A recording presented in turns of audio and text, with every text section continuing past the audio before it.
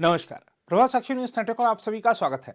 प्रधानमंत्री नरेंद्र मोदी ने सोमवार को लोकसभा में कहा था कि भ्रष्टाचार के खिलाफ अभियान तेजी से जारी रहेगा और जिसने भी देश को लूटा है उसे लौटाना ही पड़ेगा। प्रधानमंत्री के इस बयान के ठीक एक दिन बाद प्रवर्तन निदेशालय ने आम आदमी पार्टी के राज्यसभा सांसद एनडी गुप्ता और मुख्यमंत्री अरविंद केजरीवाल के निजी सचिव के यहां छापे मारे। इसे लेकर दिल्ली की राजनीति गर्मा गई है। आम आदमी पार्टी और इंडिया गठबंधन के बचे खुचे घटक दलों ने जहां ईडी की कार्रवाई को राजनीति से प्रेरित बताया है, वहीं बीजेपी ने उम्मीद जताई है कि मुख्य घोटालेबाज भी जल्द ही जेल जाएगा। आपको बता दें कि ईडी ने धन शोधन के एक मामले की जांच के तहत दिल्ली के मुख्यमंत्री अरविंद केजरीवाल के निजी सचिव विभव कुमार और आम आदमी पार्टी से जुड़े कुछ लोगों के परिसरों की तलाशी ली। आधिकारिक सूत्रों ने बताया है कि छापेमारी के तहत राष्ट्रीय राजधानी के करीब 10 परिसरों की तलाशी ली जा रही है। अभी यह स्पष्ट नहीं है कि क्या यह तलाशी धन शोधन संबंधी जारी मौजूदा जांच के संबंध में है या किसी नए मामले से जुड़ी है। केंद्रीय एजेंसी के अधिकारी विभव कुमार और दिल्ली जल बोर्ड के पूर्व सदस्य शलभ कुमार, पार्टी के राज्यसभा सदस्य और राष्ट्रीय कोषाध्यक्ष एनडी गुप्ता के कार्यालय के अलावा कुछ अन्य लोगों के परिसरों की तलाशी ले रहे हैं।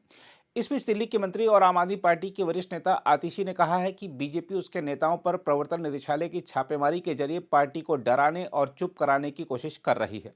उन्होंने यह भी आरोप लगाया कि प्रवर्तन निदेशालय ने आबकारी नीति मामले से जुड़े गवाहों और आरोपियों के बयान जबरन तथा धमकी देकर दिलवाए हैं। आतिशी ने कहा कि 2 साल की जांच के बावजूद एजेंसियों को कथित आबकारी नीति घोटाले में कुछ नहीं मिला है। आतिशी ने ईडी पर तमाम तरह के आरोप भी लगाए।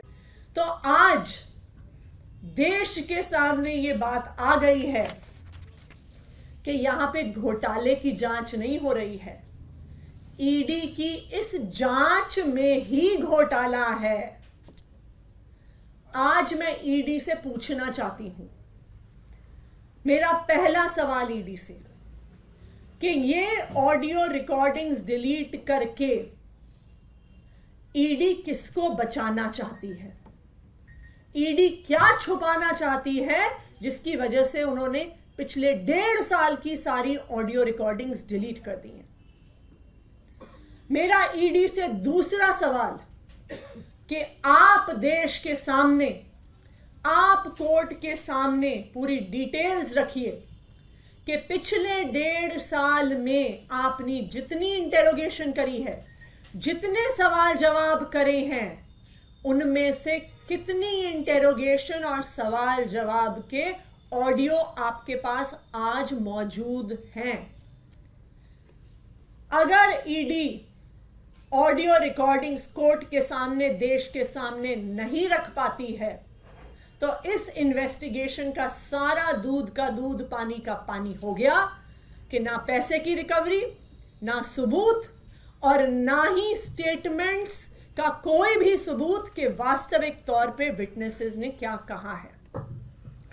तो आज मैं ईडी को चैलेंज कर रही हूं और इसी चैलेंज को हमने कोर्ट में भी रखा है सामने। हमने कल सीबीआई के और ईडी के स्पेशल कोर्ट में राउस एवेन्यू में एप्लीकेशन फाइल करी है और हमने सारी की सारी वीडियो रिकॉर्डिंग्स और ऑडियो रिकॉर्डिंग्स की डिमांड करी है और मैं ईडी को चैलेंज कर रही हूं कि ये ऑडियो रिकॉर्डिंग्स देश के सामने रखें। वहीं दिल्ली बीजेपी अध्यक्ष वीरेंद्र सचदेवा ने आम आदमी पार्टी के आरोपों पर पलटवार करते हुए कहा है कि जो घोटाला हुआ है उसकी सच्चाई सामने लाने का काम एजेंसियां कर रही हैं। उन्होंने कहा कि यदि मुख्यमंत्री ईमानदार हैं तो उन्हें ईडी के सामने पूछताछ के लिए पेश होना चाहिए। और जिस तरह से माननीय प्रधानमंत्री जी ने कहा कि ये मोदी की गारंटी है कि सरकारी खजाने से लूटी गई एक एक पाई वसूली जाएगी। इन्होंने भ्रष्टाचार किया है, शराब घोटाले में भ्रष्टाचार किया है, मनी लॉन्ड्रिंग की है, जल बोर्ड में घोटाला किया है। तो आज जो ये कार्रवाई चल रही है, एक बार जांच एजेंसी की रिपोर्ट आनी चाहिए, उसके बाद तथ्य सामने आएंगे, लेकिन इस जांच का हम स्वागत करते हैं। धमकाकर बयान दिया जा रहा है, उन मंत्री का कहना बार बार यही होता है।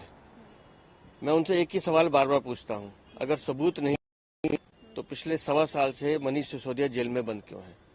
उनके सांसद संजय सिंह जेल में बंद क्यों है? जवाब दें आतिशी। आप ये कहकर न्यायालय की अवमानना कर रही हैं। साक्ष्य हैं, जांच एजेंसी अपना काम कर रही है। एक बार जांच सामने आ जाए, दूध का दूध, पानी का पानी होगा।